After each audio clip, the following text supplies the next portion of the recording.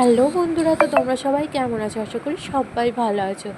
তো আজকে আমরা চলে গিয়েছিলাম অন্নপূর্ণা যোজনার জন্য বসিরহাট দিশা নিতে।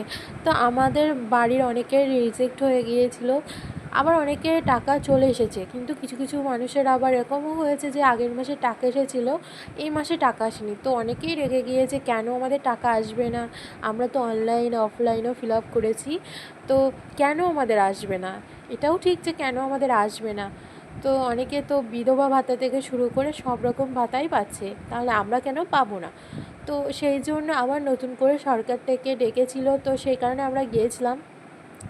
তো সরকার যেহেতু যারা বসিরহাট এলাকার আশেপাশে থাকে তাদেরকে ডেকেছিল দিশা নিতে।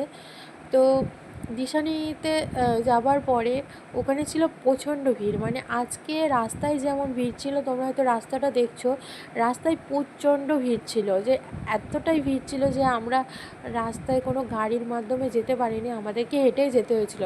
আর দেখো, এই ছিল প্রচুর ভিড়, মানে মনে হচ্ছিল কে পেয়েছে আর কে পায়নি।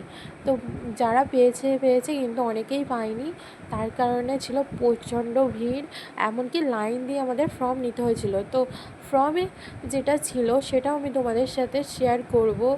আর আমি যেটা শুনলাম 10 তারিখ অবধি ফর্ম জমা নেবে, সব ওয়ার্ড থেকে 2 থেকে 3 জনকে নিয়োগ করা হয়েছে ফর্ম জমা নেওয়ার জন্য। তো আমি তোমাদের সাথে এটাই শেয়ার করলাম যে অন্নপূর্ণা যোজনার জন্য কী পরিমাণ ভিড়, যে অনেক মানুষ পায়নি, অনেক মানুষ পেতে চায়, অনেক মানুষ বলছে এসে, এক একজন মানুষের এক এক রকম মত।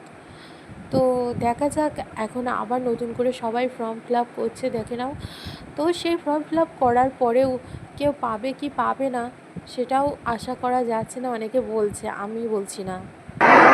এবার আমি আপনাদের সাথে শেয়ার করছি কী কী লাগবে। আধার কার্ড অনুযায়ী আপনার নাম লিখতে হবে, আধার নাম্বার লিখতে হবে, ভোটার কার্ড অনুযায়ী নাম লিখতে হবে, ভোটার কার্ড নাম্বার লিখতে হবে, ব্যাঙ্ক কার্ড অনুযায়ী নাম লিখতে হবে, ব্যাঙ্ক কার্ড নাম্বার লিখতে হবে।